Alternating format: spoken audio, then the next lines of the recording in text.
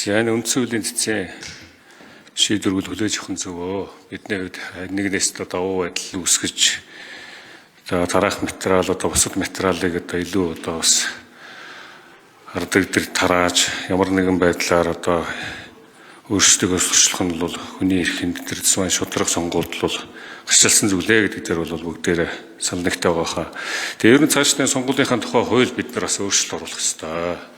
Ер нь сонгуулийн жил эхэлснээс бусад хугацаанд мөнгө эд материал тараах асуудал бол хэвийн үүсдэгэл болсон. Тэр тусмаа манай албан тушаал хашиж байгаа хүмүүс тэр маань сайд дарга нар бол төрийн мөнгөөр төсвийн мөнгөөр хийж байгаа ажлаа бол өөрөө өгж байгаа юм шиг мэтээр очиж өгдөг, туу цайчилдаг. За ер нь би тойрогтой юм хийлээч гэдэг юм уу. Тэгээ дээрээс нь эд материал цагаан сарын бэлэг гэх янз янзын зүйлүүдийг тарааж байгаа нь бол энэ шударгаар ороод ирсэн энэ төрлийн төлөө эргүү сэтгэлээр зүтгэж байгаа энэ хүмүүст бол үнэхээр дарамт болж байна. Тойрогтойд ажиллахад бол эд материал хардаг, гуйдаг, төвөдөг ийм асуудлууд л үргэлжилсээр байна. Тийм учраас сонгуулийн тухай хуулинд ганцхан сонгуулийн ихснээс бусад гэж байгаа тийм. Энэ бас энэ бусад жилүүд ч гэсэн эд материал тараахыг бол хориглох ийм саналыг бол сонгуулийн тухай хуулинд оруулах саналтай байна. За мөн сонгуулийн хугацаанд гэж байгаа.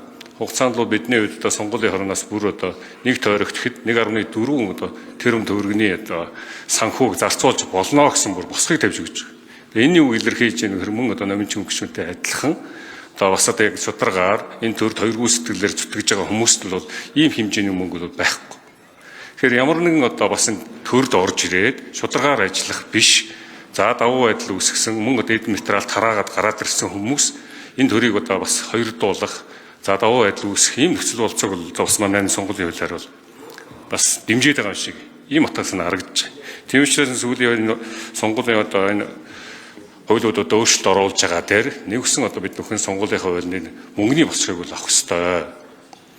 Тийм учраас ингэж бид нэр төрийн өрсөлдөөнийг хангахад улс төрийн эрд зэрэг гаргаж энэ шударга сонгуулийг явуулж бидний төрийн бодлого шийдвэр цайстай бол хоёргүй сэтгэлээр энэ төрийн өндөр албагч хүмүүс маань зүтгэдэг болох ийм болцоо нөхцөл бүрдэх юм а гэсэн ийм саналыг илэрхийлж байна. Ингээд тааханд амжилт хүсье, баярлалаа.